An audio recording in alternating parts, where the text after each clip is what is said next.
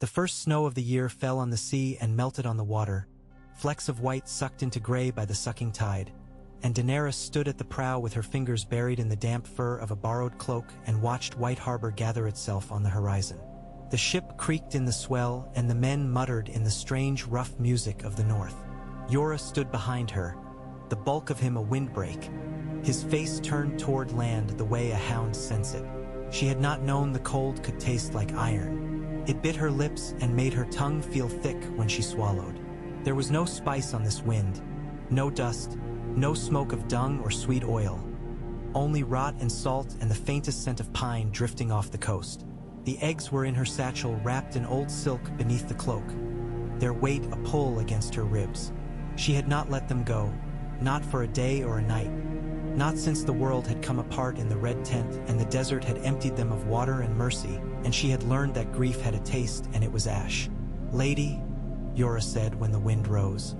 He always called her that now, as if he believed the world would remember what her brother had told it to forget. "You should go below. I want to see," she said.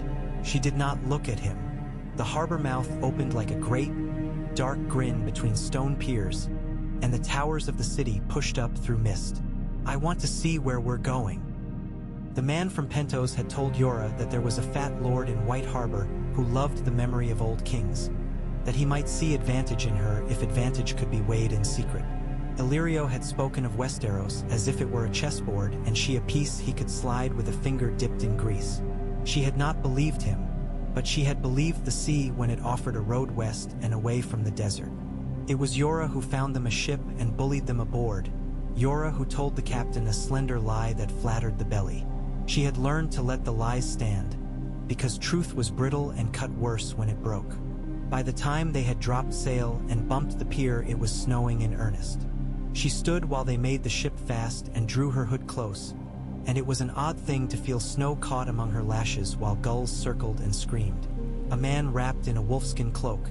It seemed to her that every man in this land wore a dead beast for a mantle, waited at the end of the gangplank with stiff courtesy. "From Lord Wyman," he said to Jorah, as if Daenerys were the shadow of her own presence. "Any strangers bound for Winterfell go first through White Harbor. Any strangers lordless in the north are no strangers for long." "Then we are fortunate," Jorah said, and Daenerys saw the way the man's eyes slid to her and away again like he was afraid of tripping on something delicate. She wondered what they had told him. Probably nothing. No one ever said dragon when their mouths were full of snow. She kept the eggs in her satchel. She slept with the eggs beside her in the cold stone house the Manderleys kept for passing men of rank, and when she woke to the crackle of ice in the eaves, she pressed the dark curve of one against her cheek in secret and thought of fire and a wind-painted sky and the way Drogo had laughed before he fell into silence. The eggs kept their silence too. She dreamed sometimes that something moved inside the shells, a slow shift like breathing, and woke with her heart racing. But when she unwrapped them and turned them in her hands, they were only cold stone again, beautiful, dead, heavier than anything that small had a right to be. They went north with Manderley men riding before and behind them, their hooves muffled in the snow. The world shrank to the white breath of horses and the black spears of pine and the pale bellies of crows sliding tree to tree. They slept in holds and crofters' cottages and once in a longhouse by a frozen lake where the roof leaked in Osha. The wildling they picked up on the road with a mouth like a knife and a laugh like something that had never seen a lord, stole Daenerys' blanket in the night and then put it back with an apology that was only a grunt. When Daenerys asked her about the land ahead, Osha said, "Cold as a wronged woman, sweet as blood on your teeth," then shrugged and said, "There are hot springs under it though. That's why the castle steams like a pot." She said castle as if she were spitting a seed. "Who rules?" Daenerys asked, though she knew the name. "Stark," Osha said, and laughed that knife laugh. "Always Stark and sometimes not, but stone remembers better than men." It was snowing when they first saw Winterfell, but the steam Osha had promised curled white among the towers and ran along the curtain walls in threads. The gods would stood against that pale breath like a dark fist. A boy met them in the yard in a high chair of wicker strapped to Hodder's back, a pale boy with wide, grave eyes, and beside him a little wild boy with hair like a nest and a woman with red hands and a blade sharp as a needle of ice tucked at her belt. Bran Stark, she learned, and Rickon, and the woman called Osha, but here not a thief, a keeper, or something like it. Men took her word. The castellan was square as a door and looked at Daenerys with the tired patience of a man used to the weather. "Lord Robb is away," he said, "at war with the Lannisters because they cut off his father's head. We give you guest right. Do you take it?" "I do," she said, "because you did not say no to the bread and salt of a place and live long in that place." She took bread with a crackle of crust and a pinch of salt, and the castellan nodded and said, "You are welcome to Winterfell, my lady." Without warmth and without malice, they put her in a tower room that smelled of stone and old wool. There was a brazier and they kept it fed. When she held her hands to it, she could feel the warmth creeping up her arms the way a tide creeps up a beach. She slept and dreamed of sand and a sky like hammered brass, and woke to snow drifting sideways against the window and the gentle exhale of the springs breathing through the castle's bones. The eggs lay in a little nest of cloak and fur and silk, and she took each one once a day and turned it in her hands until the cold bit her palms too hard and she had to set them down. The gods would drew her like the sea draws gulls. There was something in it that she had never known and yet recognized, the way you might recognize a word you had once known in another tongue. She went there the second morning with a guard at a respectful distance, and Osha came from nowhere to walk at her shoulder like a second shadow. "You kneel here or no?" Osha asked. "I don't know these gods." The weirwood's face was not kind, but Daenerys thought no face carved in living wood could be kind. Kindness required edges softened by use, and this face had the clean sharpness of something just done. The leaves were red as wounds and the snow had caught and stayed on them, making them look like a noblewoman's cloak trimmed in fur. "Doesn't matter," Osha said. "They know you." She said it easy as breath and then squinted at the pond where the steam lifted milk white. "They knew you before farther than you come from." The guard shifted his weight like he had a stone in his boot. Daenerys crouched at the shore to watch her breath roll along the water's surface and break like a small army taking a charge. "Yora told me there were hot springs," she said, and Osha laughed once. "Under the roots and the stones. Under your feet when you sleep. It's why the ground feels like a man with fever if you lie with your ear to it. Doesn't let the snow bite the buildings the way it bites a sheepfold or a fence. The earth warms itself from its own heart here and always has. Other places too, but not like this." Daenerys looked at the weirwood again and felt the oddest impulse to lay the eggs among the roots and listen. She pressed a hand to the satchel. "It's gone into the ground," she said, not sure what she meant. Osha eyed her. "What did you bring west in that bag?" "The last of my family," Daenerys said. Osha's mouth slanted, and for a heartbeat the wild woman looked as solemn as the boy Bran had in his chair. That night she dreamed not of the desert or Drogo or the tent where everything ended, but of a long passage cool as a mouth and the slow bright flicker of light bouncing off stone. She dreamed of statues with iron placed across their laps and a wind that had no source licking the dust on the floor and the kelp-soft whisper of roots pushing and drinking under her feet. She woke with her sheets tangled around her ankles and could not shake the feeling that someone had been standing beside her bed a heartbeat before her eyes opened, listening. There were ravens in the rookery and men were always carrying messages up and carrying them back down, and the castellan's mouth had grown a deeper line at one corner that looked like something pressed in there for safekeeping. Yora sat with the Stark boy sometimes and taught him the names of banners he did not yet know, and Daenerys watched them through the slit window and felt the other thing, the thing she would not give a name, grow. She went back to the gods' wood every day and dipped her fingers in the steaming water and watched the skin glow. She watched the weirwood, and sometimes, when the wind turned and its leaves rattled, she thought she heard it speaking in a voice older than the castle that had been built around it. On the seventh night, she took a lantern and went to the door of the tower without calling for a guard. Yora rose in the yard like a bear scenting meat and came to her, and she saw his mouth open with a question he would frame in caution and closed with a sigh back into obedience. "Where?" he asked. "Below," she said. She had not meant to say it out loud. She slipped the eggs into her satchel, the silk cold and lovely against her fingers. The night wind lay the snow against the walls in long smooth drifts. She moved through the sleeping castle like a shadow that had forgotten its owner, and the corridors seemed to open for her the way a crowd opens for something they have no words for yet. They found Osha waiting at the mouth of the staircase that led down into Winterfell's belly. "Would have gone without me?" she asked, and then shook her head as if amused at herself for asking. "No, not you. You'd go with none and not be alone." "Why are you here?" Daenerys asked. "Because it's not the godswood that wants you tonight," Osha said. "It's the stones." The steps curved down into a cool that smelled of iron and old rain. The torchlight made the carvings on the walls lean and stretch. Yora had his sword in hand because he would always have it in hand when there was a dark place in front of her.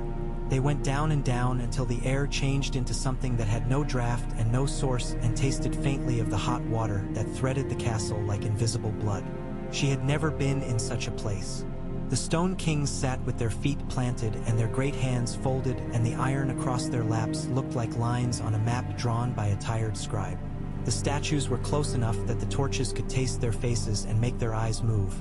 But when Daenerys stopped and lifted the lantern up, she saw that the eyes were just stone, just tool marks softened by time. Still, she did not shake the feeling of being watched. The swords on their knees were mottled and greasy with age, their edges turned lazy, and yet she felt that if she reached out and closed her fingers over one, it would be sharp enough to cut back. They walked a long way to where the passage narrowed and then opened into a chamber where the floor sloped, stone lished by feet and by the breaths of generations. Osha touched the wall with her palm and nodded. "Here," she said, to no one or to the stones. "This is where the pipes run under. Hear it?" She pressed her ear and closed her eyes, and Daenerys closed hers too and heard it then. A murmur like a crowd in a far room, constant, full, rising a little, falling a little, always there. Not water exactly, though water was part of it. Heat, a living noise. "What do you intend?" Yora asked. She set the lantern down and opened the satchel and took out the eggs. The black one with the fine red tracery. The green one that caught the lantern's light in a way that made the stone seem to breathe. The pale one, creamy as milk, kissed with shadow. She laid them on the stone. The floor held and gave a little heat back as if it were alive and curious. "The red waste takes everything," she said. "It took my sun and stars. It took the women who rode under my banner and the men who said they would kill for me, and it would have taken me and what's left of my house if we had let it. I thought..." She touched the black egg. It was colder than her hand. "I thought that was where I would learn what fire can do, but there is no fire left there. Only sky. This place..." She looked around at the Stone Kings, at the iron and the roots she could feel pushing behind them. "This place has kept a fire under itself for 1,000 years. All that time, and the snow can't teach it to forget." "You would build a fire," Yora said. His voice was careful. "Here." He glanced at the packed dust and the spiderwork of old roots that had broken through the stones in threads as thin as a child's hair. "I wouldn't," Daenerys said, and she did not understand what she was saying until the words were out. "I would find one." Osha crouched. Her fingers moved over the floor and came away damp. Steam rose when she breathed on them. "The sweet fools that live on this side of the wall think the gods are as easy to find as an old man in a hall with a chair," she said in a tone that sounded more affectionate than contemptuous. "They make a hall for the gods with one tree for a king of trees and tell themselves they've paid their due. But there are older things, and things neither north nor south remember right, and sometimes they move if something moves them." She looked up at Daenerys. "What moves you, girl?" "Loss," Daenerys said, "and the knowledge that no one is coming who will not ask my price." Osha's mouth softened. "That will do," she said. "Make your cuts." Yora flinched and then made his face dead, but she saw. She slipped the knife from her belt. It had been Drogo's once, a short desert blade with a dull shine. She kissed her thumb first and then drew the edge quick and clean across the wide flat. Blood came and ran warm. She let it fall where the eggs lay. It sizzled a little where it touched the stone. She felt sick for a moment and then very sharp, as if the cold in the air had moved into the tuneless music inside her head and brought it to pitch. Bran had followed them without anyone seeing when he left his room. He sat his strange chair with Hodder's big hands around the handles and the Castellan's protest already dying in his throat because the boy had eyes that you did not tell no. He rolled forward now with a sound like a modest storm. "What are you doing?" he asked in the voice of someone not afraid to be afraid. "I'm asking," Daenerys said. "I'm asking old things to wake." Bran's mouth tilted. "They speak," he said, as if offering her a door. "Sometimes in leaves, sometimes in water, and sometimes in fire," she said. "They built no pyre. There was no space for such a thing and nowhere for the smoke to go but back down their throats. Instead, Osha scraped dust in a circle with the knife, and Yora, after a cautious pause, added little curls of dry bark from his pouch and a twist of wick from the lantern. When Daenerys put the lantern down within the circle, the light grew deeper and steadier, and the stones around them took on a quiet sheen. The air hummed, and she did not know whether it was sound or something her skin drank. She drew her palm across the eggs one by one and felt nothing she could name, and then something that felt like absence changing shape, as if a hollow in a wall had discovered it used to be a window. Osha's breath slowed until it was nearly nothing. Yora looked anywhere but at Daenerys. The boy Bran watched with the steady gaze of someone who has never learned boredom. It began not with a flame but with a smell, a sweet, high note like citrus cut with iron. The lantern burned steadier, as if wind had been walking around it and now lay down.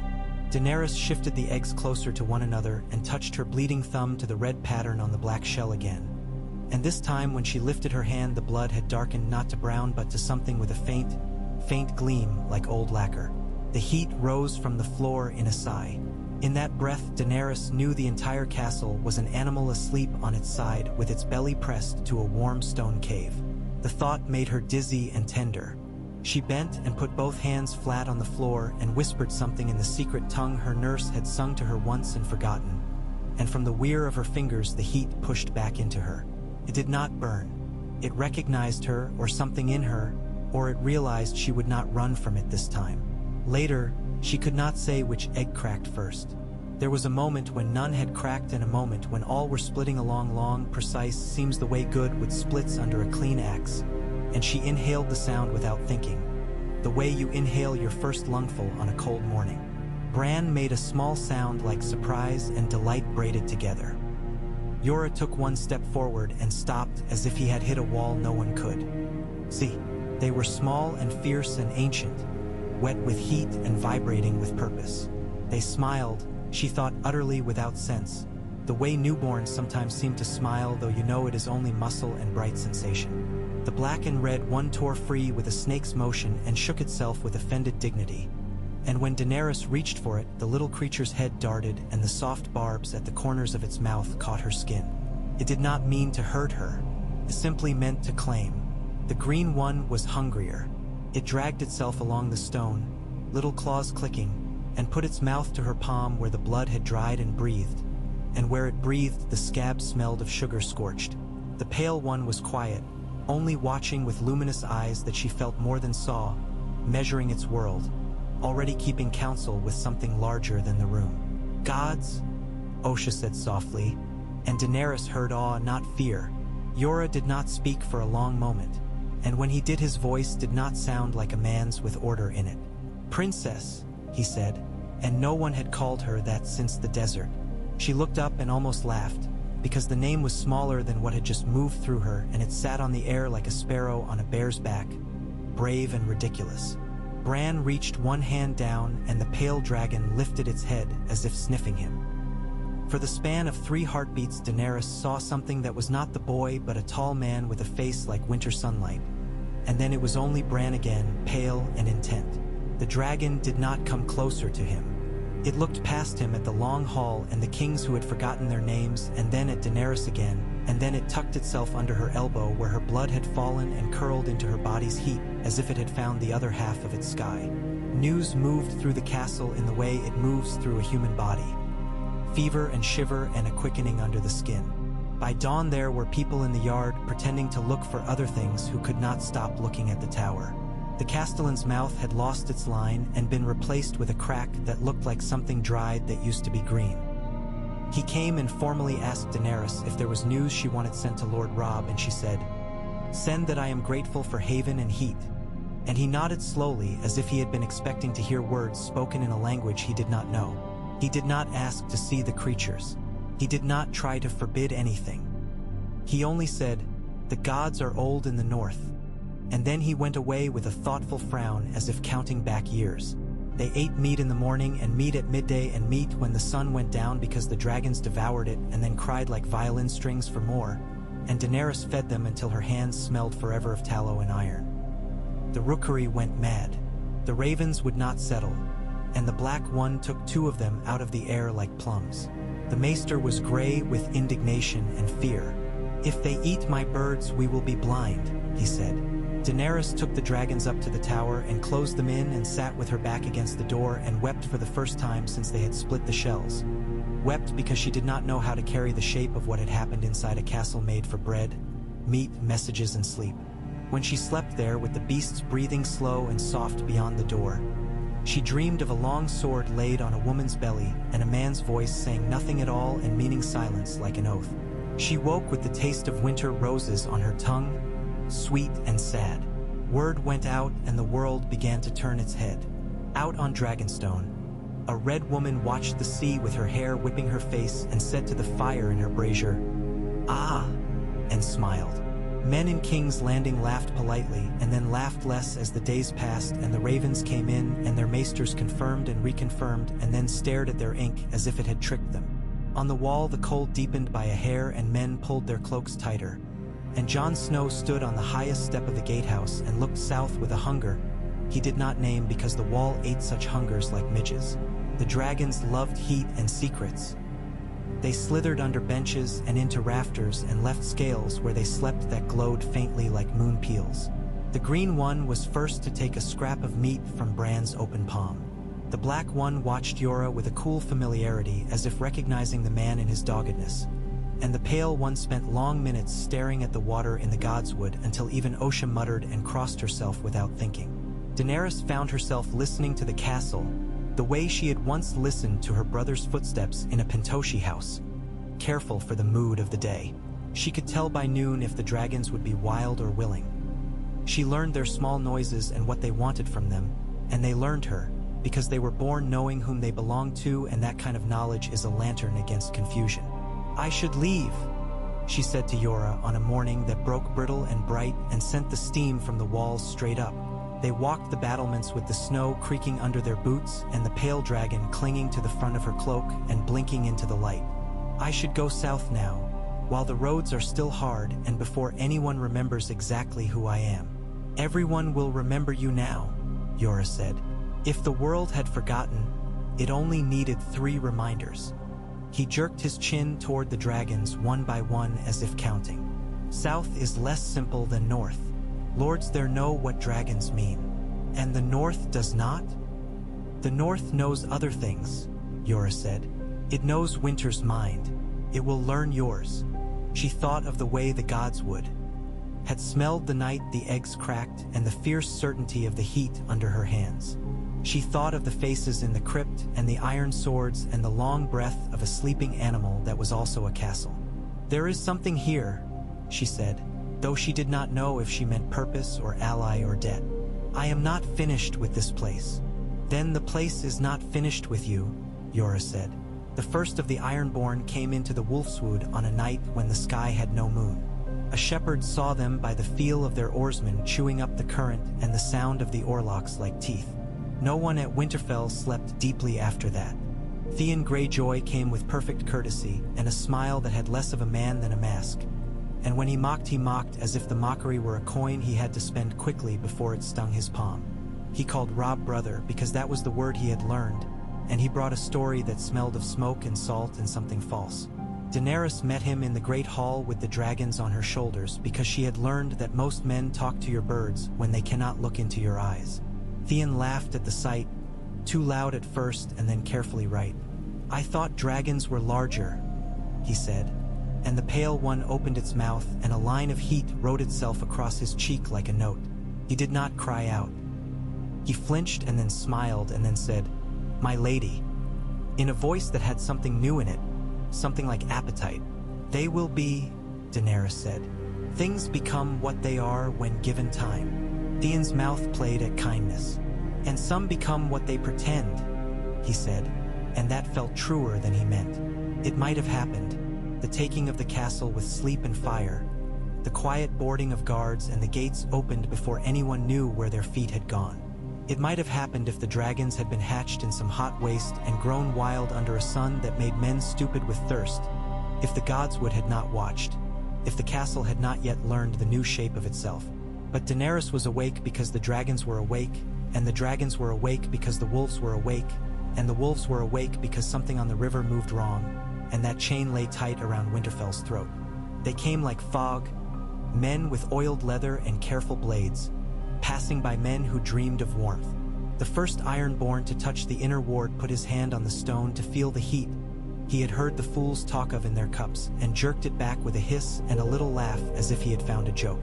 The black dragon had been sleeping in the soot above the kitchens and dropped like a striking hawk onto a shoulder in a quiet spill of sparks. The man screamed, and the scream cut short into a gurgle when Yora's sword pushed through the meat under his jaw and kept going. The second Ironborn turned, and the arrow that took his eye came out of the darkness of the gods, would like a matter-of-fact thought, and Osha's laugh followed it, all knife. Theon had chosen to come through the old postern that opened into the covered walk near the crypt stairs. Daenerys was there with the lantern already lit and the pale dragon around her neck, its front claws tucked into the thick fur as if she were a tree. Theon lifted his hand without arrogance but with the knowledge of his own face and said, "The North knows me, does it?" Daenerys asked, and the pale dragon made a soft sound that was not threat and not comfort but something complicated between. "Or does it know the shape you made to wear in it?" He smiled and moved faster than she thought he could. He was good at moving his body. He was a man built to go through doors. He grabbed for her arm, and the pale dragon whipped around and sank its small teeth into the web of his thumb. And when heat went into Theon Greyjoy, it was only a kiss of pain, but it startled him like a hand on his back in a dark stare. Yora came at him from the shadows, and things got simpler. Theon had a knife and Yora had a sword, and Daenerys had a dragon and a lantern, and the hall had history. It ended with Theon's breath making white ropes in the air where he knelt, and his hands empty, and Yora's blade leaning comfortably against his shoulder, heavier than a threat and lighter than a sentence. The lantern light made them all look like men carved to live asleep forever. "You can kill me," Theon said, and there was pride in it and also relief. "You should.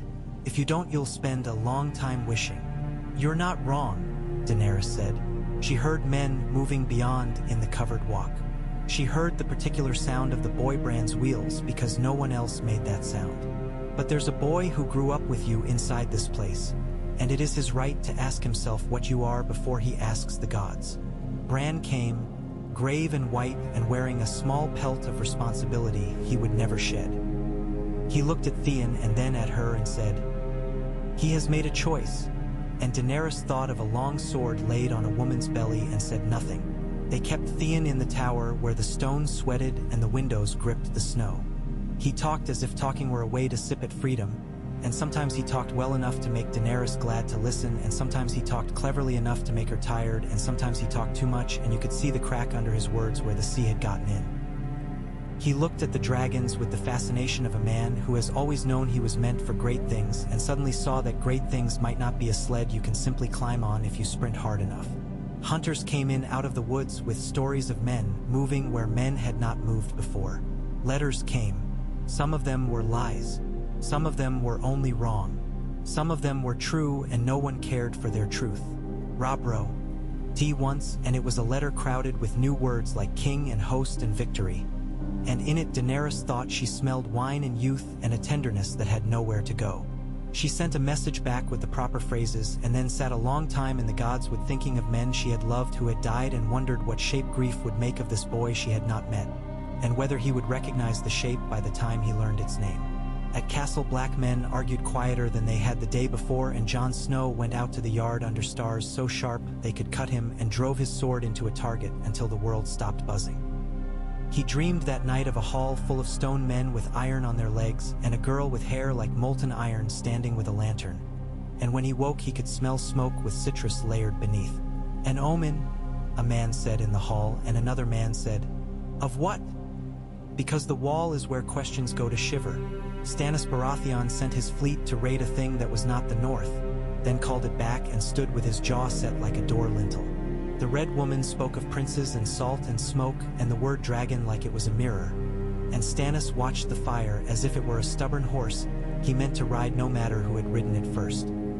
In King's Landing, a little man with sly, tired eyes put his thumb to his lip and considered the balance of food and rumor. And a queen watched the sky too often and told herself that dragons were stories men told when they were frightened of what they had already done. Daenerys learned to fly them in the quiet way of learning any animal. By watching, by patience, by making the right request and rewarding the right response, by forgiving the wrong response when it was rooted in fear. The Black One leapt first, straight up, a strike, a violent answer to a question she had not finished asking. It got 3 wing strokes and crashed into the side of the tower with a sound like a chest kicked open and fell into Osha's hands, cursing the world in a language only stone and fire understood. The Green One learned to cling to the edge of the roof and let the updraft from the baths take him.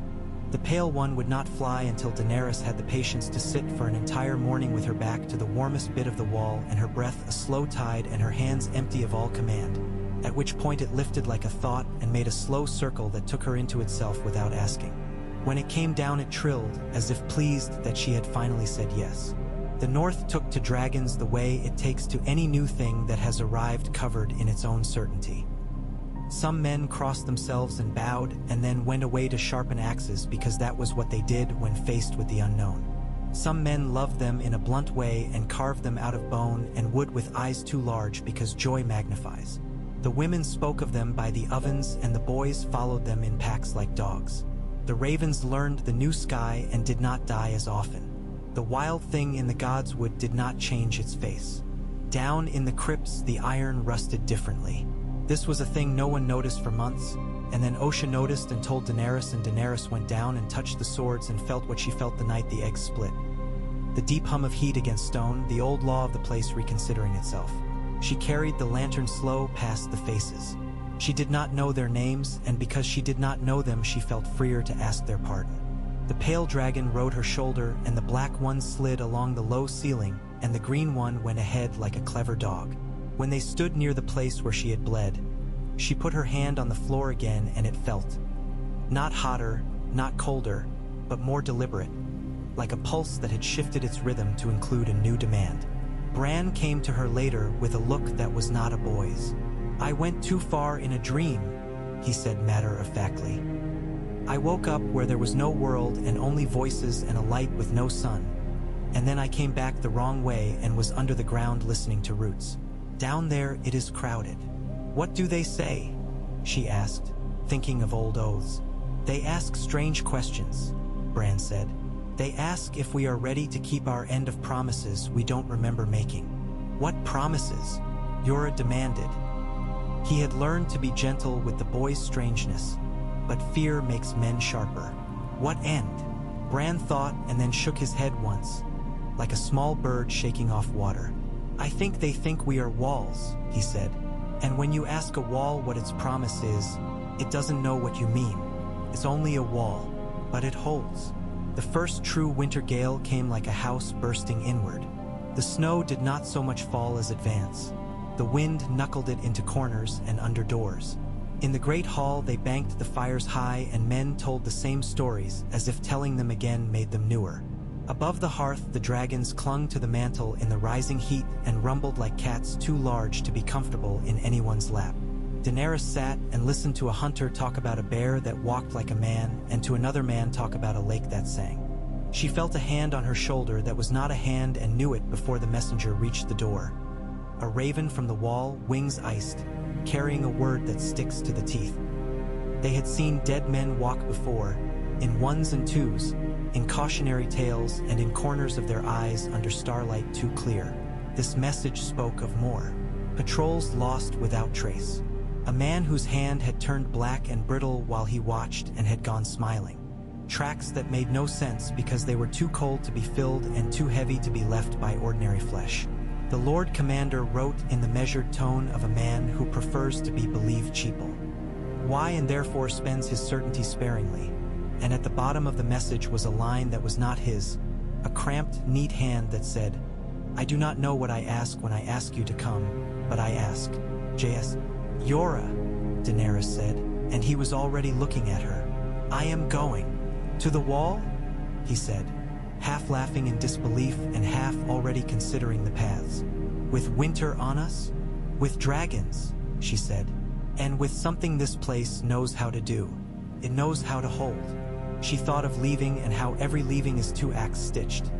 The stepping away and the hole left behind that begins at once to close.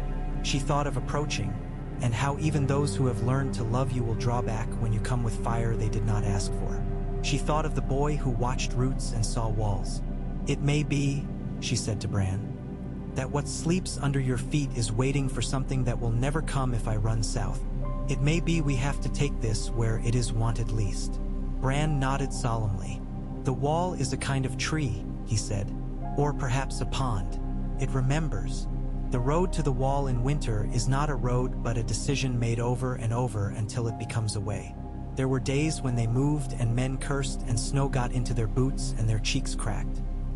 There were days when they did not move and the dragons circled like 3 savage thoughts and came screaming back to her arm because even the savagest thought recognizes its owner's hand. They slept sometimes in farms where the people had gone south and sometimes in low huts where the people had not gone anywhere because their legs were their lives and their lives were their homes. The wolves shadowed them a day and then were gone.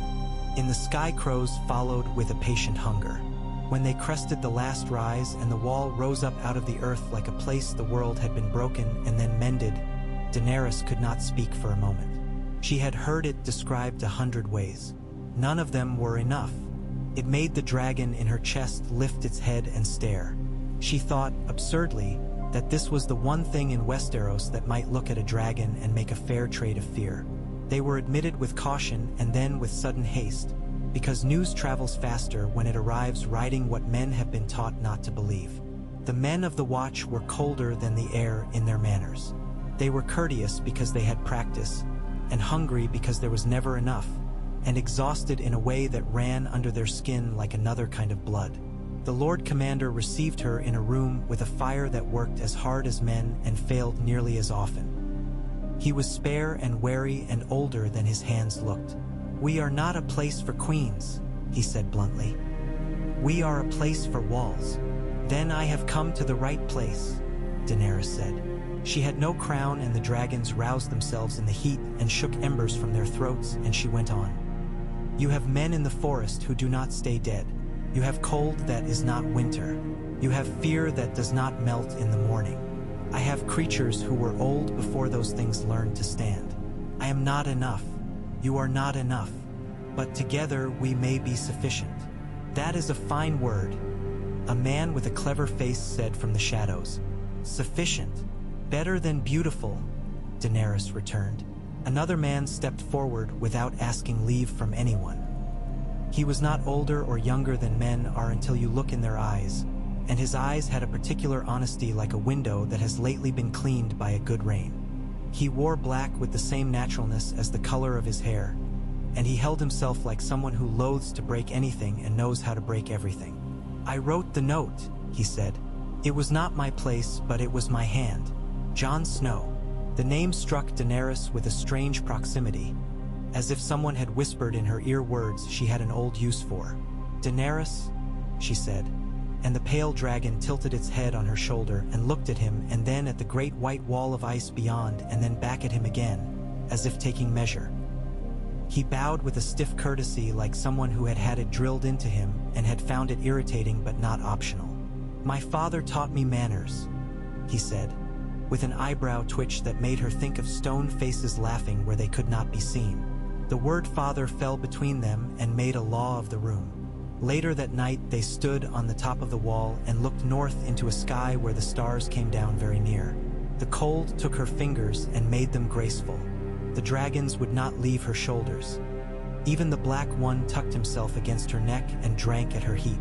Jon stood with his gloved hands on the parapet and she saw the strain of decision in his jaw. Go stay, and then he breathed in and put the indecision away, as men who must live long in one place learn to do. "I dreamed of you," he said, not looking at her, as if to deprive the words of any chance at vanity. "Of a lantern," of stone men, of heat. We can be useful to one another, Daenerys said. Not because of dreams, because fire and walls are cousins, if you make the right marriage of them. His smile was a brief, startled thing like a fox crossing a path. You talk like a maester and like a child in the same breath, he said. The world has taught me both languages, she said. It will not mind which I use when the dead begin to sing. He looked north. She followed his gaze and saw nothing but ice, nothing but trees, nothing but a darkness that was not blank but full, the way water is full the instant before it boils. The dragons shivered and pressed closer. In the marrow of the wall she felt the old oaths twisting like roots, making room. The dead came 3 nights later, and when they see, aim it was not with drums or standards, but with the silence of snow falling when no one hears the first flake. The sentries saw shapes and then didn't, and then saw more shapes and then none. And then the air itself seemed to crackle with a breath that had not been taken, and a long sound ran down the ice as if someone had drawn a blade along a frozen river for miles. The men of the watch moved the way they had practiced, which is to say not gracefully but effectively. The gates were barred. The horns sounded. The torches were lit. The archers lifted their bows, the strings whispering like old men telling better stories than they have. Daenerys walked up onto the ice with dragons clinging to her like a relic. Fire in the presence of 100 feet of old ice is not what stories make it. It is cautious, it is threatened, it is cunning. She knelt and put her unloved hand to the surface, and the cold bit her cleanly, and then beyond the bite she felt the heat buried deep. The same humming animal she had felt under Winterfell, slower, older, as if the world had fallen asleep and been formed around it. She whispered to it, and the sound her voice made on the ice was like chalk. The black dragon spread his wings and cried, and the wind carried the note along the parapet and between the stones and down into the tunnels where men stood ready with oil and iron. The dead stepped out of the trees like men remembering a dance. Their eyes were wrong. Their mouths were wrong. They did not steam. The first arrow took one through the throat and pinned it to the trunk behind, and it hung there and made an unamused face and pulled itself forward, leaving meat behind as easily as a snake leaves skin. Another arrow, tipped with dragon glass dug out of old stores with disbelief, took the thing in the eye, and it dropped in an untidy relief. There, Jon said beside her, precise, and Daenerys nodded as if they had agreed in advance. She let the black dragon go, and he rose above the edge of the wall and hung, beating hard, and then exhaled. Fire under a winter sky is not a tapestry. It is not a ribbon. It is a door held open in the face of a moving crowd. The breath went out in a bright cone and met the night, and where it touched the dead staggered and went down and did not get up, and where it touched the white, fragile branches of the trees, the branches sprang into furious light. The green dragon followed, delighted, leaping into the heat as a boy leaps into a river, and his breath wrote faster bands, and men below cheered once and then remembered not to cheer, because cheer is a kind of door you open when you still think there will be cake. They fought that way for hours that were both more and less than themselves. Men and fire and ice all doing what they had been taught to do by centuries of being themselves. When it was over, the ground in front of the wall had become a treacherous surface of melted snow refrozen into glass, and among that glass were sprawled the shapes of fallen men who would not rise, and of other things that were not men. The gate did not open. The horns stopped. The dragons came back to Daenerys and lay along her shoulders and arms with a weight that felt like kin. Jon came up with snow pasted in his hair and a cut along his cheekbones like a second smile. "We are still here," he said quietly, oddly, as if that were a surprising event he could not help remarking on. "We are," Daenerys said, and she looked at the wall and felt it looking back at her, and then beyond it into that rising dark as if it were a sea with the moon dragging it. "But the north is a wall," she said, "and walls are not ends. They are beginnings. After that first battle nothing was inevitable. Men who had scoffed coughed and stopped and learned. The dragons grew by inches that could be measured in the space of a fortnight, and then by spans that made men go quiet. Food was a question, always. Warmth was an answer, sometimes. Fear was a tool, occasionally. Ravens went out and came back with stories like fish in their beaks. Stannis was moving. Robb had taken a crossing. A king boy had made a poor decision, and a wise man had suffered for it, and a better man had prospered and then been killed for reasons that would be called justice if the men killed were not men. Catelyn Stark came through the gates with hair like rusted iron and looked at her sons and at Daenerys and nodded like a woman who has made her math and found the numbers balanced. "You are a queen," she said to Daenerys in a tone that made the title less important than the fact of it. "Good. I need you to be a woman first." They went apart and spoke. They came back with work divided. Sansa's song came carrying south like the scent of a garden no one had watered. Arya's absence had a shape no one dared set down in words because the words would be too sharp and the paper too thin. Tyrion Lannister sat in a tower 1,000 miles away counting how many ways the world would break if he applied the wrong pressure, and Varys moved like warm smoke finding every crack. In a distant city, a woman with too much gold on her fingers broke a mirror and stared at her face in the shards, picking one up and never finding the original again. In a cave under a hill, a boy with half his childhood behind him listened to a voice without a mouth tell him he had all his childhood still to spend, and that he would spend it in a place where the dead are not enemies but examples. Daenerys flew sometimes when the air would allow it and when the wall would forgive it. The first time the pale dragon carried her weight for longer than a breath. She cried with the joy of something that had waited in her bones since before her mother's mother knew a man. The second time she did not cry. She laughed, though the laugh was small and private. She learned the way wind speaks to a body and the way a body answers. She learned how fear becomes a hab. You can kill if you stop feeding it. She learned that men on the ground will always watch, and that some of them will hate you for being on the back of a creature they cannot name, and some of them will love you for the same reason, and very few of them will see you at all. On a moonlit night thick as milk, she went down into the crypts again and found Bran in the lantern's pool with Hodder asleep behind him. He looked up with a look she had come to know, the one that said he was in two places at once and was tired of both. "I saw something," he said. "I saw a woman with a crown of winter flowers and a man with a sword who loved her and hated his own hands. I saw a child whose name was not the one he was given. I saw a promise kept badly." She did not say the name that came to her tongue. She did not say any names at all because names here were doors. She only said, "We owe the dead a better craft." Bran nodded gravely. "You will need to go south," he said, "and you will need to come north again." "I know," Daenerys said, and in the saying the knowledge became not a fear but a pattern. "I will leave a flame here and carry a flame with me." The dragons were listening. The pale one licked the iron on the king's lap nearest them with a gentle reverence, and when his tongue drew back, a thin skim of frost cracked and flaked away, and the metal glinted like truth. For a breath of time, the air in the chamber tasted like roses in winter, cool and strange and impossible and familiar.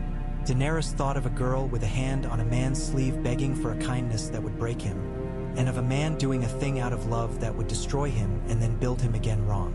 She thought of the weight of a secret born and hidden in a castle where hot water runs under the bones of the dead, and how secrets are only seeds unless someone gives them rain. She cupped her hands and whispered to the heat under the stone the way she had whispered the first night. It answered with a slow, considerate pulse, as if it had decided to trust this small, stubborn intrusion into its old, patient work. She stood then with the dragons and climbed back to the living rooms of the castle and stepped into the night that was now familiar to her as the taste of her own breath, and felt the weight of north and south settle around her shoulders like two different cloaks. She did not yet know which she would wear when she met each road, or whether she would need to stitch them together into something the world had not seen before. On the wall, Jon Snow waited, and the light off the ice made his eyes ash-colored. He had the look of a man who had discovered he could be two things and was frightened by the cost and heartened by the math. He smiled when he saw her and did not hide it. The moon caught on the edge of his tooth and made a star, small and brave. "Tomorrow," he said. "Tomorrow," she agreed, "because there are only so many words the night will take before it starts refusing change." They stood together then, warm because they had learned from the earth itself how to keep heat, looking north, listening to the deep, low hum of a world old enough to have seen everything, and south where the noise of men continued as it would always continue, clumsy and cruel and generous and absurd.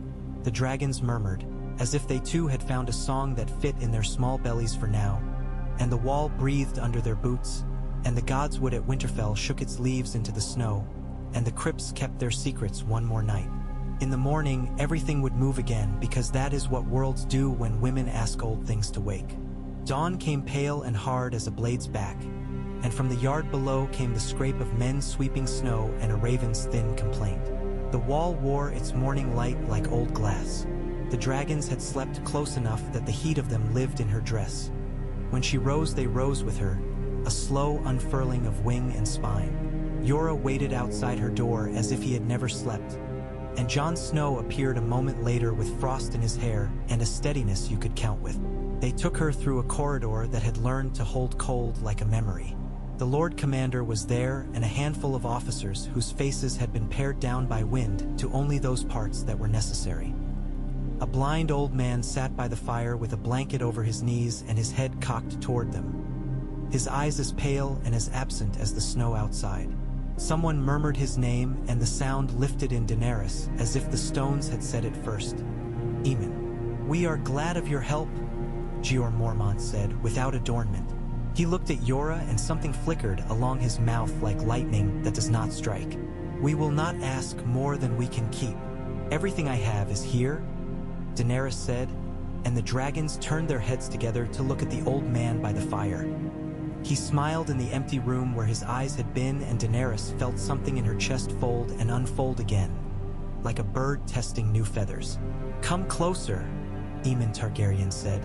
The name was a door she stepped through without choosing it. "I would hear you as the world hears you." She went to him. The pale dragon slid down along her arm to rest on the old man's wrist, and the old man's mouth broke open in a laugh so young that Jeor's thick eyebrow went up. "Warmth," Aemon said. "Oh child, you have done what I dreamed might be done by someone not yet born when I first dreamed it." "I didn't know your name when I came north," Daenerys said softly.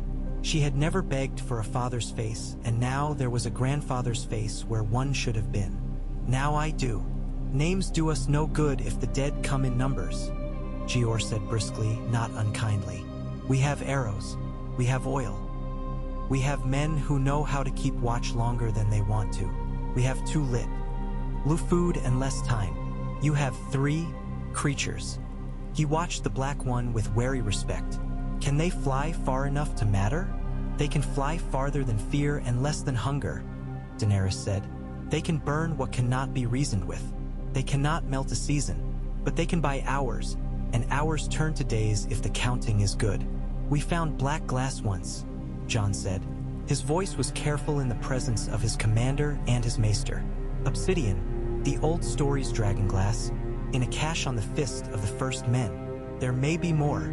He looked at Samwell Tarly by the hearth, broad, anxious, 2 fingers inked with a stain, and Sam nodded as if he were apologizing to everyone for being right. "The old tales say it cuts cold things," Sam said, words rushing like a stream that has learned to trust its banks. "Not just whites, the others." His mouth balked at the word and then let it through. "If we had more, arrowheads and spear points, and if we had fire to hold them, then the dead learn manners." Yora finished, and Jeor's mouth twitched again. "We'll send a party to the fist," the old bear decided. "Quiet and quick. Snow, you'll take 6 men you trust not to talk when there's nothing to say." "And me?"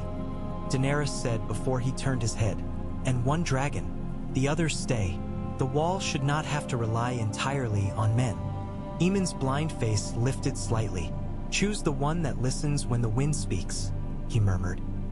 That night, when the torches sloped and the men went to their pallet beds with relief like a second cloak, she sat by the fire with Aemon and Sam. The old man asked questions that were not questions, as maesters do when there is too much world for the time left in their hands. He asked what Winterfell felt like underfoot, and whether the godswood had whispered, and if the iron on the king's knees had woken or only turned in its sleep. He asked if the eggs had cracked together as brothers do, unwilling to step into the cold alone. "I bled on the stone," she told him, surprised to hear herself say it to a man whose blood was also hers in the long, clever way of family. It felt like a promise. "Blood remembers," Aemon said. "It is the only memory that never needs a tutor." His head turned slightly, as if he were listening to a sound down a corridor. "What have you named them?" She realized she had not. The creatures had been creatures and beloved for so little time that the names had not pushed forward in her mouth. She looked to the black, who had a fierce certainty, to the green, whose appetite was joy, to the pale, whose silences were full. "For the man who was my son when there was only dark," she said and touched the black one's rigid spine. Drogon. The name fit him like a blade fits its sheath. He half closed his eyes, pleased or simply satisfied to have been caught and called. "For the brother I lost before I knew him as more than a story," she said, looking to the green whose breath smelled of mint and meat. "Regal." The dragon snapped at the curl of her hair as if in acknowledgement of a name full of air. "And for the brother who taught me hunger," she said, her voice going quieter, the teacup clink of old anger under it. "Viserion." The pale one laid his soft muzzle against Eamon's wrist as if to bless an old, empty hand. The old man's mouth bent. "Names we have worn," he said, his voice the whisper of a page already turning. "And names that will be worn by those who come after to carry the weight we could not carry long enough." Before dawn they went out by the east gate into a wind that tested their teeth. Jon chose 6 men without noise. Gren with his broad, stubborn shoulders. Dolorous Ed, who groused as if complaints were the only food that never ran out. Stone Snake with his quiet feet. A ranger named Harker, long and thin as winter grass. Jarman Buckwell, whose eyes counted every step, and an archer barely older than Bran with a serious face and hands as steady as a librarian's. Ghost walked at Jon's heel like a word he had not said aloud. Yora took the pack with oil and flint. Daenerys took nothing but the leather that lay across Viserion's ribs. Of the 3, he had learned the surest way to find the air that would hold him. He launched like a thought she barely knew she'd had and came back the length of a breath later to hook one hindfoot in the loop at her knee. They had not yet the weight for her to ride in truth, but he would bear her along a slope, a gust, a fling against gravity that felt like laughter. They moved among trees that had not grown old so much as learned to keep their counsel. Long miles came apart like cloth cut by patient hands. When they came upon the fist, its snow-smooth hump rising out of the white, they smelled old smoke, old blood, old fear. The cache was still there. The black glass nested like eggs in the carved niche where the first men had put them down, perhaps with a prayer and perhaps with only relief. Sam's breath left him when they levered up the stones and the glass showed its sleeping shine. "Oh," he said, as if he were in a great hall and someone had opened 24 windows at once. "Oh, there is enough to make a man believe." Regal went ranging on his own without being asked. Drogon circled above with narrow-eyed disdain for the ground's small arrangements. Viserion clung to her like a hesitant promise. When they had filled the sacks and wrapped them to keep Clink and Glint from betraying the load, Jon said, "We could risk meeting them before they meet us." "Mance Rayder will be moving men," Yora said. "He'll want to put them where the wall is thinnest in practice, if not in ice." "East," Jon said. "The sea is a knife. Men think you can't get cut by it in winter. And can you?" Jon smiled briefly. "I've been cut by kinder things." They found the wildlings in a valley where the wind bunch. The snow on the lee side of rocks and the smoke lay low like a blanket. It was no camp. It was a road made into a house made into a nation.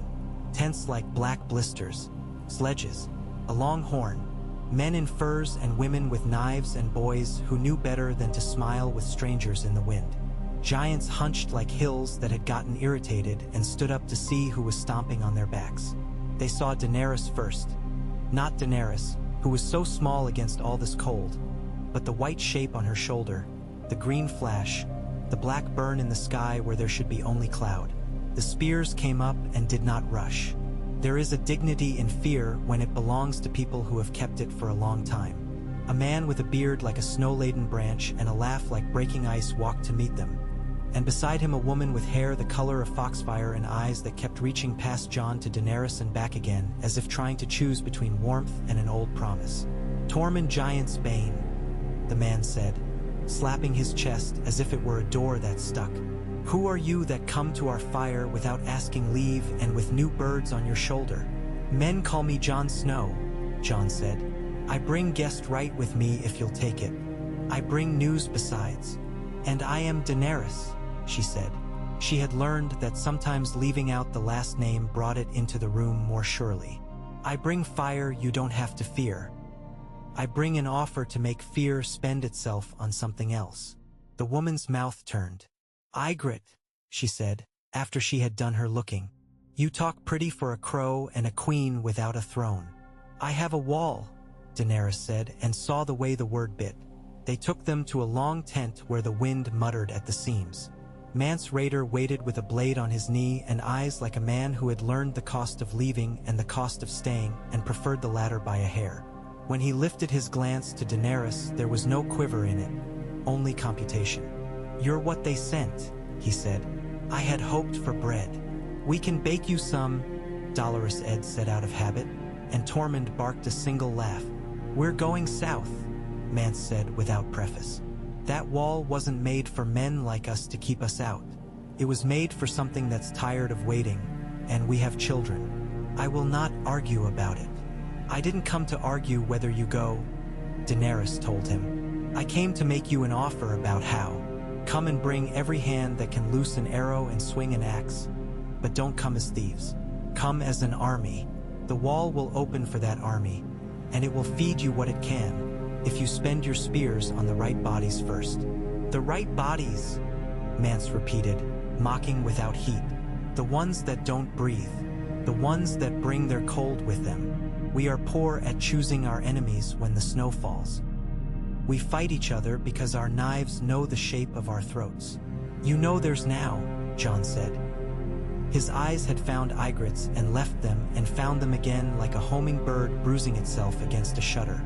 You saw them on the milk water. You left a place because of them. We saw them last night, and they don't get warmer the longer you look. Mance leaned back on his elbow and studied them like songs. You ask that I bring my people to your wall to die for men who will spit at them in spring, he said.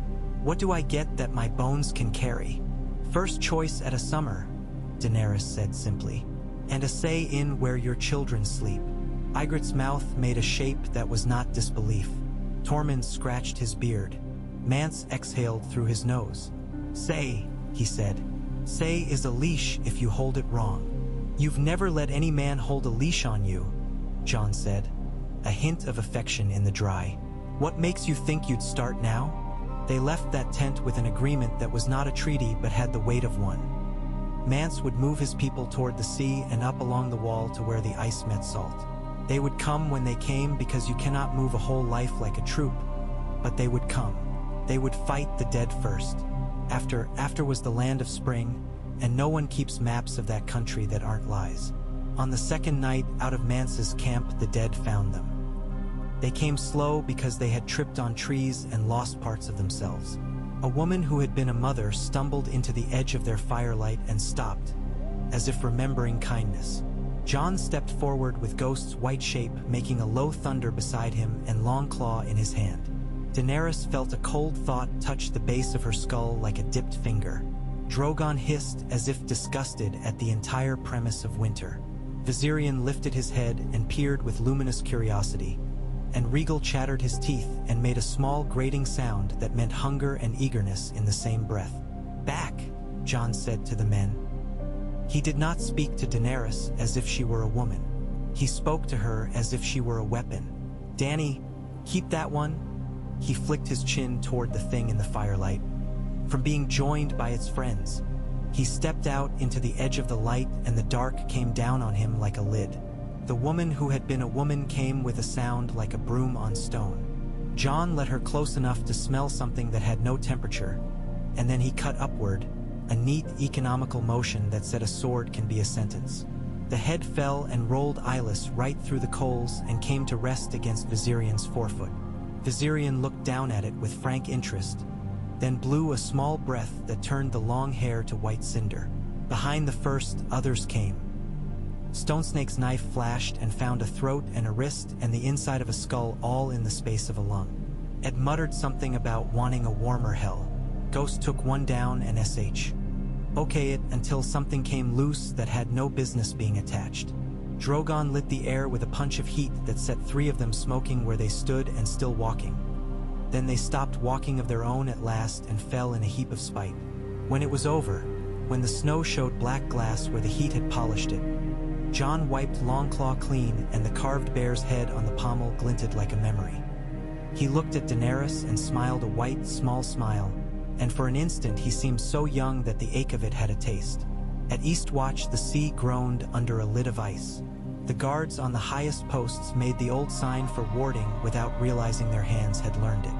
The ships came out of the east at morning with their sails stiff and narrow, the sun in their faces and the frost waking on their yards like diamonds. Men on the walls shaded their eyes and counted wrong. No one had expected a fleet at the end of the world, not now, not when the world itself had narrowed to a single task. Stannis Baratheon climbed the slippery steps of the watchtower with his jaw working like a man biting both his anger and his pride. The woman in red beside him climbed, as if she were walking up through water that gladly made room for her. Davos Seaworth took every step as a man takes a step on the deck of a vessel that has never loved him. Steady, suspicious, ready to be grateful for any kindness in the brief minute when it doesn't matter. They met on the tower top where the wind blew the frost sideways and the sea spoke its long language under ice. Jeor Mormont made the courtesy of a king to a king, and Stannis returned the courtesy as a man returns a tool borrowed too long ago. He turned his head toward Daenerys with no softening in the hard cast of his face. The red woman's eyes fastened first on the dragons and then on Daenerys and did not move, as if a flame had found the place it liked best in the hearth. "You've come to the end of the world," Jeor said with sour humor. "Not much to rule, my lord." "I did not come for crowns," Stannis said. "I came for law, and for war." His gaze did not flicker. "They say there is a girl with 3 lizards here. They say she burns what will not swear. I say there is a man with a mouth that has broken more vows than my fire could remember," the red woman said softly, and Davos's eyes sharpened at her tone as if he had heard this tune before and disliked the ending. "I say there is an old promise walking with no legs. I say there is a sword that knows its name." "Lady," Stannis said without looking at her, and she folded her silence like a garment. "I have dragons," Daenerys said, "because you sometimes end arguments by refusing to begin them. I have not asked them to swear. They would not understand." Stannis turned full toward her. A peculiar hunger moved under his skin, not for power, she saw with a start, but for an answer that would put the world back into the lines he had spent his life drawing. "Do you claim the throne?" he asked, not bothering to pretend he did not also claim it. "I claim the work that needs doing," she said, and his mouth went thin at the evasion and then grudging at the accuracy. "The dead come. I have fire. You have ships and men. The wall has a purpose older than our fathers. If we argue over which word to write first on paper, the dead will write their word on our faces." Davos stepped forward a half step, as if to insert a body between 2 storms. "Perhaps we begin with a pot," he said in his rough, practical way. "My men have stores. Yours have less. We can make a stew together if we can stop telling the vegetables who they belong to." Jeor's low chuckle was a scrape of flint. "You'll do," he told Davos.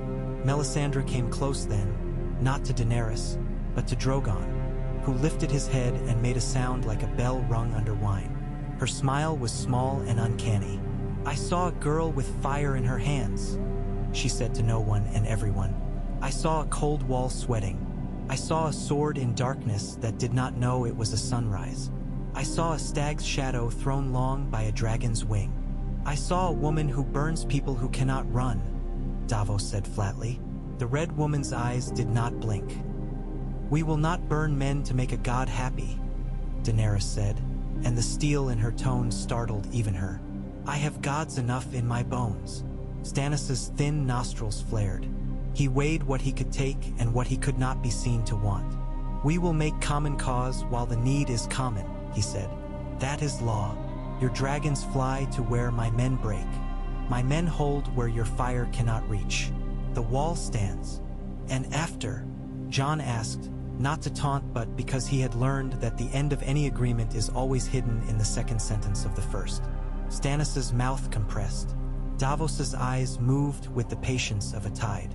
"After," Stannis said, We see who keeps promises. On the second day after Stannis' arrival, an other came close enough to be seen in daylight. It did not move like a man. It moved like a forgetful thought. The cold it carried made the old planks crack as it passed, and the hair in men's noses freeze hard enough to sting. The first arrows simply slid off it with a sound like a knife laid gently on glass. Gior barked commands that were nothing like speeches. Men with black glass points knocked and drew until their shoulders hummed. One struck and lodged in the thing's shoulder, and where it lodged a frost smoke breathed out blue-white. The other reached up with a hand as delicate as a dancer's and broke the shaft as if offended by its lack of manners. Jon did not wait. Longclaw came up and forward with the economy he had learned when he first understood that showing a thing how much you admired it was the surest way to die of it. The other turned its head at the last moment with the almost absent curiosity of the very old, ND. Then the Valyrian steel met it, and the sound that went into the air was not a cry and not a crack but a chord high and impossible. The blade bit. The thing staggered back. Not from pain, Daenerys thought with a clarity that was like dizziness, but from surprise, and then it came on again with long, precise grace. Jon yielded and came aside and yielded again, and his breath smoked like a horse's, and then like boiling water, and then like nothing at all, because all his body had to do was be a sword. Now, Gior snapped, and Drogon dropped like a stone and ripped heat across the ice in a bright, narrow line that forced the other to shift to keep its feet. In that shift, Jon found the place where a long practice meets luck, and he drove Longclaw in under the lifted arm into a seam that you could not see until the second before it closed. The other broke the way icicles break. Sharp, clean, remorseless, and where it lay on the ground it was only a pattern of rhyme, intricate and already evaporating. In the silence afterward, men breathed as if they had been holding their breath for a lifetime. Ghost stood with his fur standing away from his skin like a white fire. Jon's shoulders sagged, and he leaned the blade's point on the ice and put both hands on the hilt like a man leaning on a friend's head. He looked up at Daenerys, and the look was not triumph. It was the astonishment of someone whom the world has just decided to keep one more day. Valyrian steel, Sam whispered from the parapet, his face as earnest as prayer. It works. The story said, but...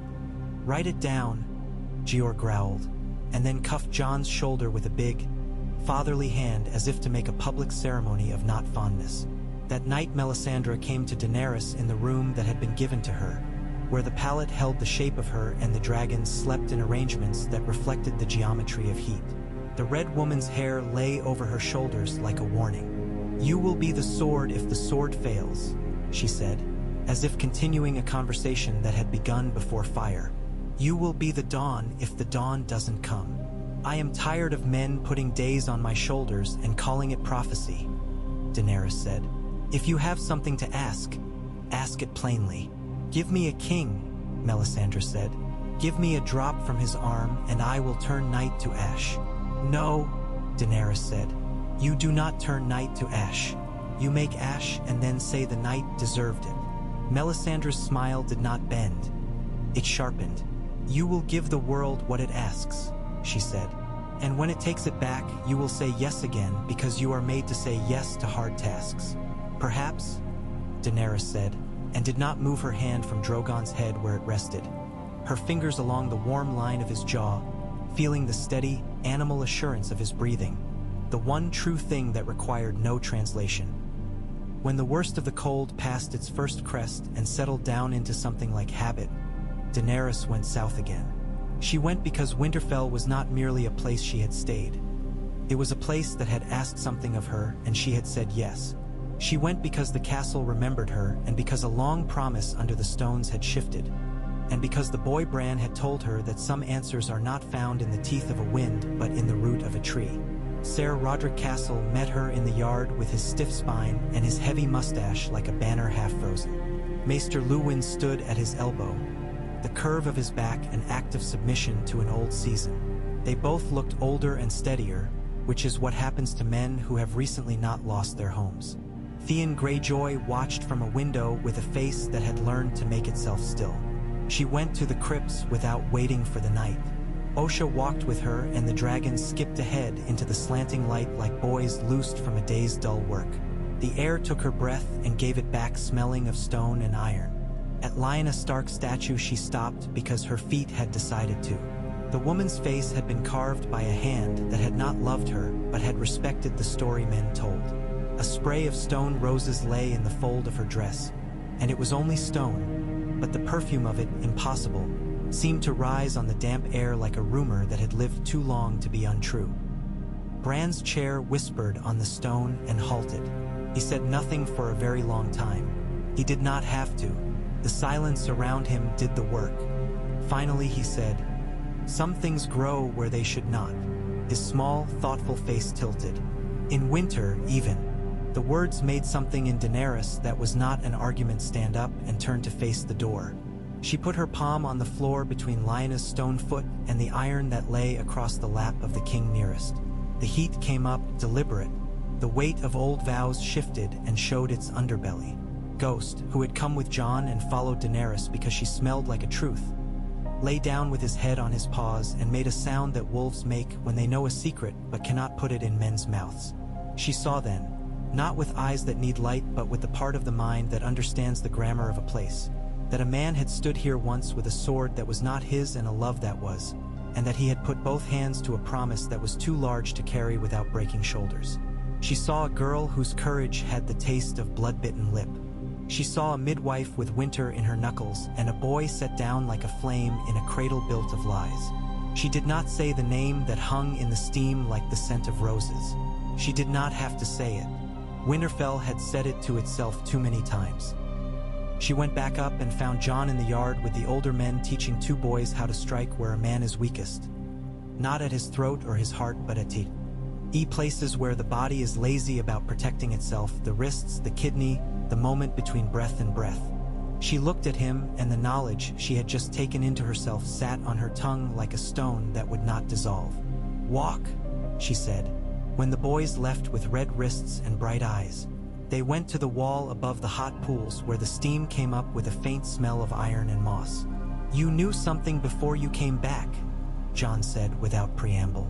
"You walk differently when you know something you didn't know before." "Do I?" She thought of her mother's hand and had no memory of it. "It isn't a small thing." "Then say it only to the weirwood if you like," he said.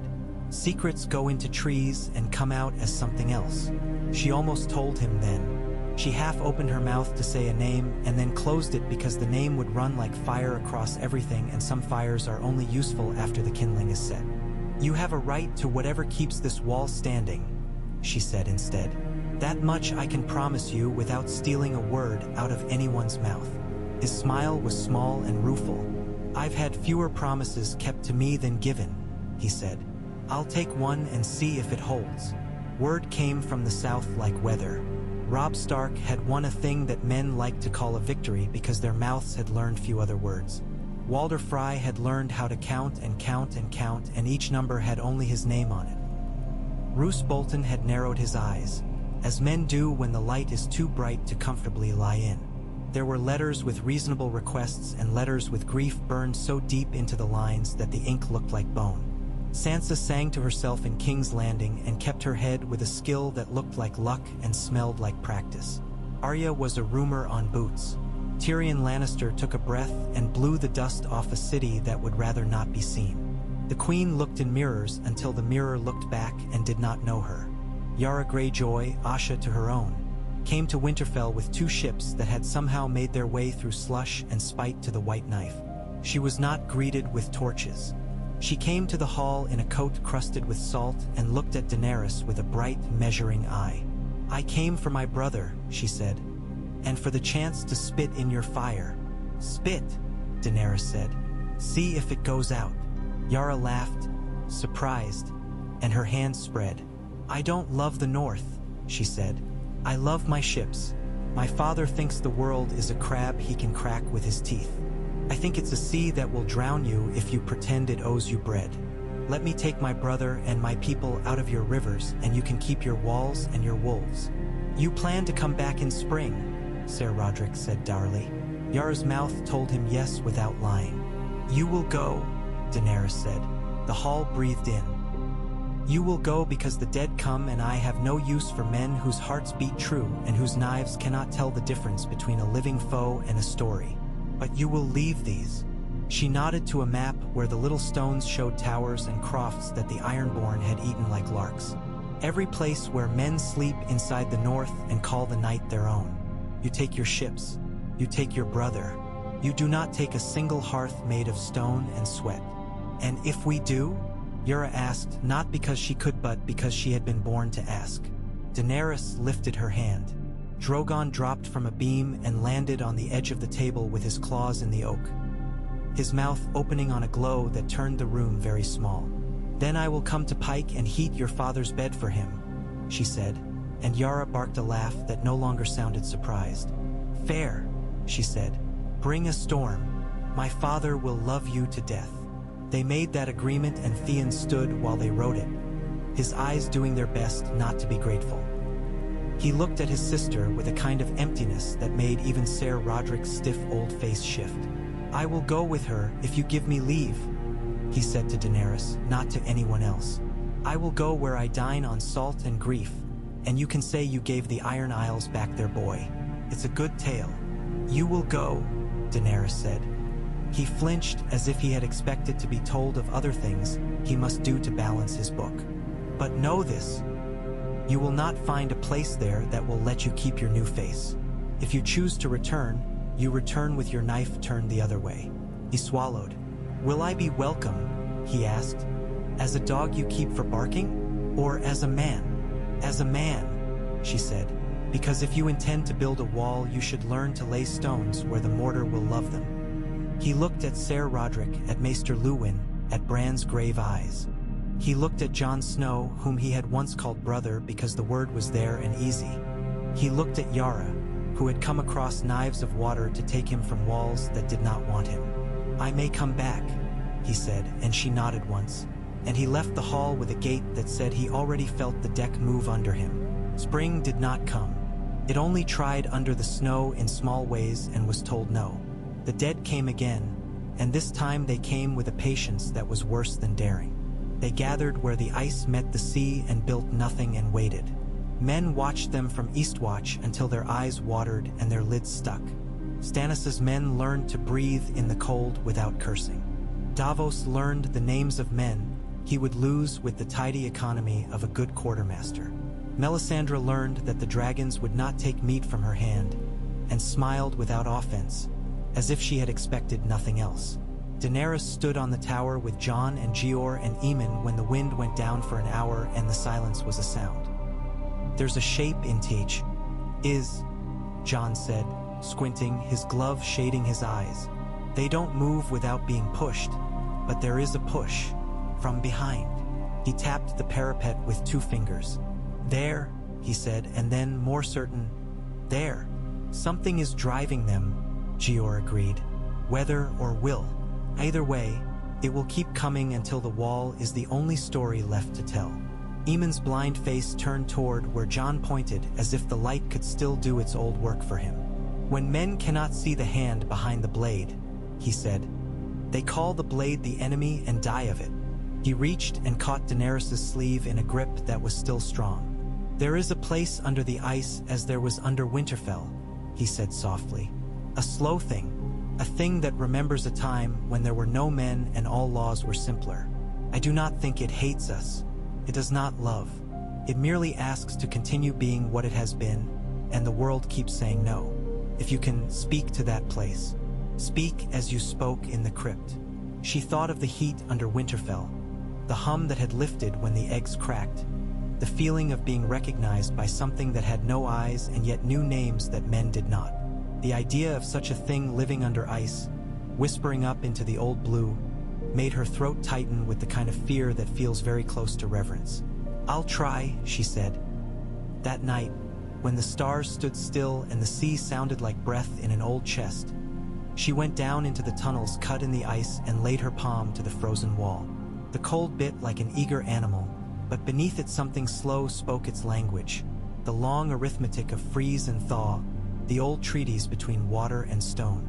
She pressed her forehead against the ice, and her breath fogged and turned back on her face like a benediction.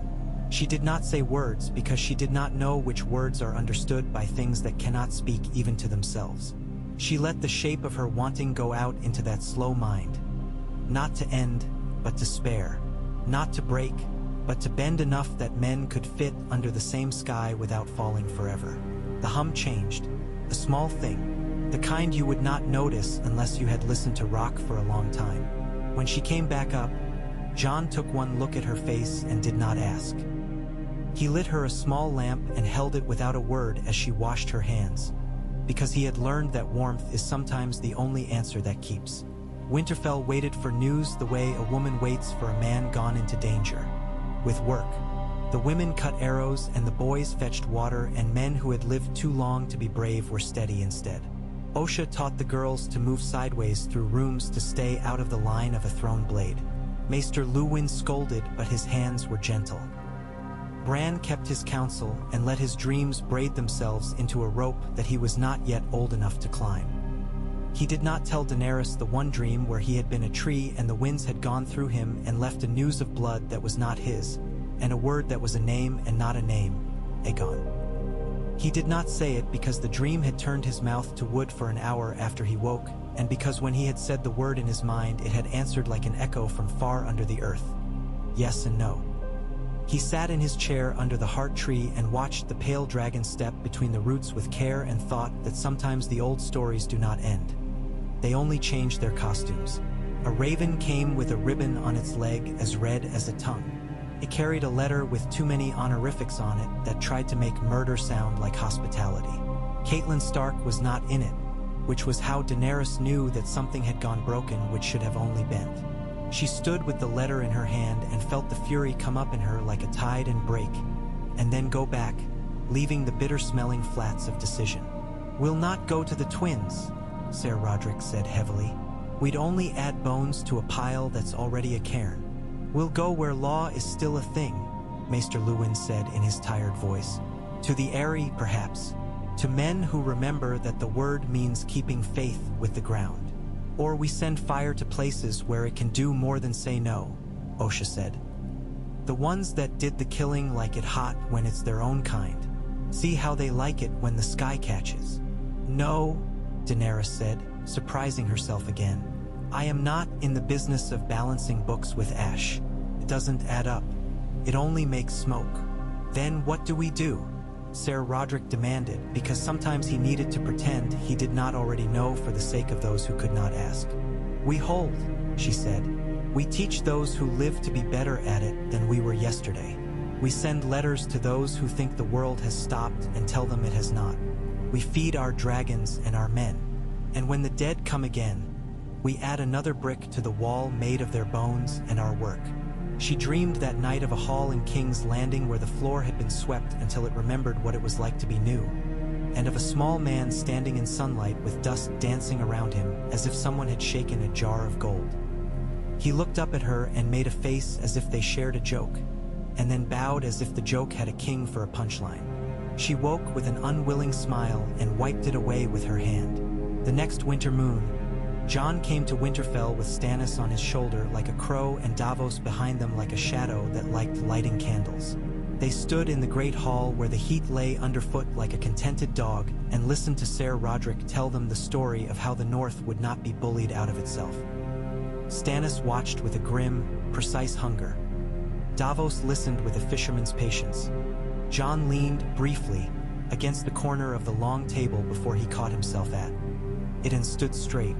When he lifted his eyes to Daenerys, his mouth softened into something that only lived on his face when he had been allowed to forget. He was an oath with legs for half a heartbeat. "We need to make spears out of glass," he said. "And we need to teach men not to break them." "We'll teach them here," Daenerys said. "The heat under the ground will keep fingers from going stupid. The smithies can be worked all hours. The godswood can bless iron with steam." "We'll need hands," Davos said. "And wood for shafts and good minds to count fast when things go missing because somebody thinks he knows best how to keep a winter." "Lady Mormont sent men," Jon said, the corner of his mouth quirking. "Fewer than she could and more than she had to. She sent us a letter as large as she is small that called Daenerys a queen and Stannis a king, and me several things I can't repeat in this hall. Stannis's mouth did what might also be called a smile if you were not overly concerned about the definition. The Bear women have always been able to read a ledger, he said. They set to the work. Winterfell became a place of learning as much as of sleeping, and sometimes men looked at each other with amazement as if they had stumbled into a school by accident. The dragons learned the shape of the yard with their wings. The pale one liked to slip along the roofs and drop without warning to land on the edge of a vat of hot water and lick the steam with delight. The green one discovered that if he held an obsidian arrowhead between his teeth and warmed it with a tiny breath, it took polish better than a man could do with 3 hours and a cloth. The black one kept to the rafters, watching the newcomers with a predator's rest. When a man reached up to touch his tail without asking, he turned his head and put his bright mouth very close to the man's face, and the man did not try to touch him again. Melisandre came once and stood in the godswood with her red hair bright against the white bark. Osha stalked around her like a cat, deciding whether a mirror is another cat. "Your fires are new," the red woman said, tilting her face as if to show it to the tree. "Your roots are old. There are places where such marriages rot. There are places where they fruit." "They fruit here," Osha said flatly, "and if they rot, we'll cut them back with honest knives." The red woman smiled lazily. "Honesty is a knife with 2 edges.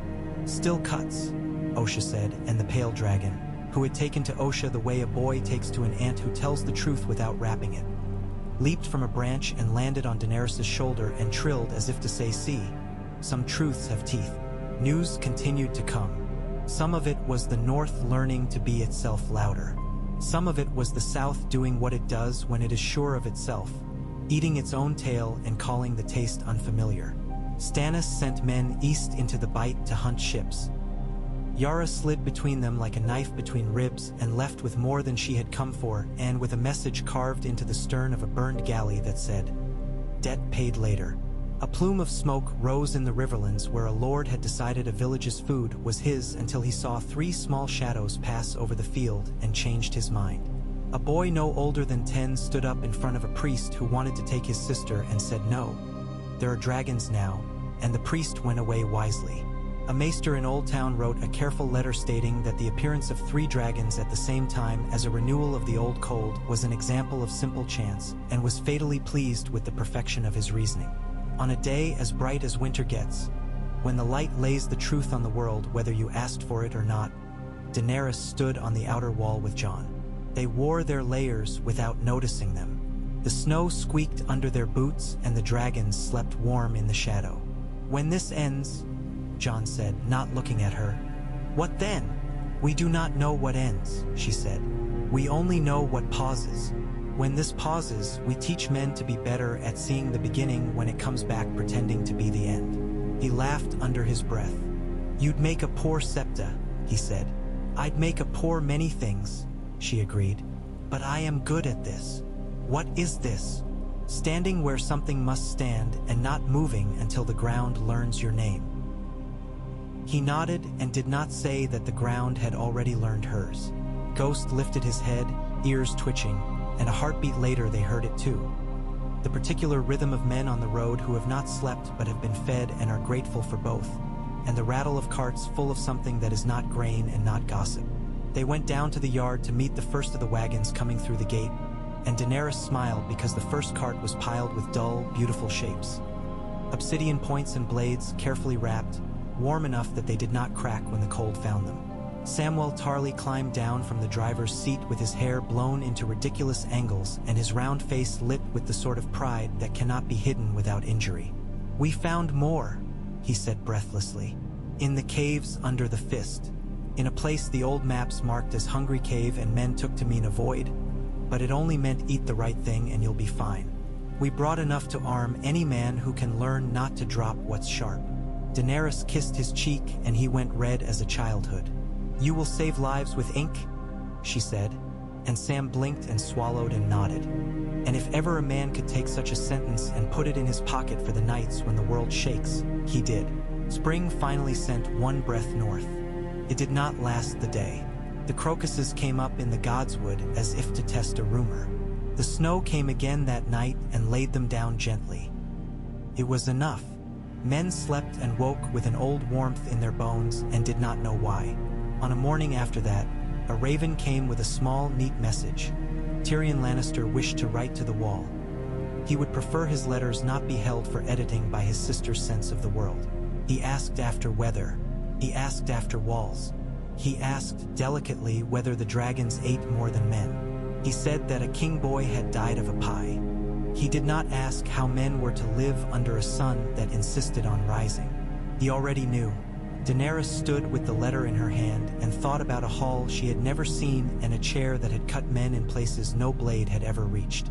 She thought of a woman with hair like sunlight turned to wire and a man who had loved his sister as a boy loves a story and then had grown into a man who knew the cost of that love and paid it over and over until the coin tasted like blood.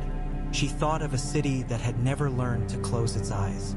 She thought of a throne made of swords and an old promise under stone and a wall made of ice that had begun to learn to bend. "I will go south," she said, and the words were not a vow. They were a weather. Not yet. Not until the last of the dead that mean to move now have moved. Not until men can set down their spears without finding their hands empty. But I will go. Jon looked at her and then at the yard, at Ser Roderick drilling boys and Osha showing girls how to move their weight without showing it, at Sam talking urgently to a smith about heat, at Stannis counting as if numbers were nails and his will a hammer, at Davos laughing with a boy whose father had died 2 winters ago and needed someone who knew how to laugh like a man who had swum out of a storm. "When you go," he said, "the North will still be here. It doesn't travel well. It will keep your place if you leave one. I will leave a flame in the crypt," she said, "and in the godswood, and in whatever place in this hall has listened to me the hardest. Leave one in me," he said very low, not as a request and not as a declaration, but as a fact, like water names itself to a man dying of thirst. She did not answer with words. Drogon lifted his head where he sprawled on the warm stones, and his golden eye caught hers and held it for a long moment, as if to say stone and fire know when they are bound. Snow fell again, and with it came a new wave of dead at Eastwatch, and this time they brought with them something clever, a raft of ice driven against the sea ice with poles, silent as regret. The men on the wall had learned and the dragons had grown. The raft burned blue and then red and then fell apart under the feet of men who no longer knew they were men. Stannis sent a sortie to break the second raft before it reached the old pilings. Davos went with them and came back with his beard iced and 3 new scars that he could not be bothered to name. Melisandre stood under the eaves and watched the sky, and once, just once, her mouth trembled as if she had remembered a name that was not a god's and had broken her heart. When it was done and the sea went back to counting, Daenerys climbed the wall and stood where she had stood the first time, alone in her thought except for the weight of scales and the sound of a man's boots on old ice. Jon came up behind her and stopped a pace away, close enough that the heat from his body found hers through 3 layers of leather and the ghosts of promises. "You still mean to go?" he said. "Yes," she said, and the word was steady. "Take a piece of the North with you," he said, "so you don't forget where your feet learned how to stand still." "I will," she said, "and when I come back." He smiled then, not rueful and not tired. It was the smile of a man who has decided to believe in the thing he has already chosen. "When you come back," he said, "bring spring." She laughed then, softly, because men always ask for the moon once they see you can light a candle. "I'll bring enough," she said. She went down into the crypt again the night before she left with a small party to carry letters like seeds and words like knives. The godswood breathed its slow steam. The pale dragon curled at her throat. The green lay along the step with his tail twitching in the slow tempo of full-belly dragons. The black stood guard the way shadows do, making other shadows honest. She laid her hand on the floor and felt the heat answer her as it always did now, with courtesy and a memory of the first night when it had decided she was something to keep. "Hold this place," she said to the thing under the stone that does not understand words and does not need to.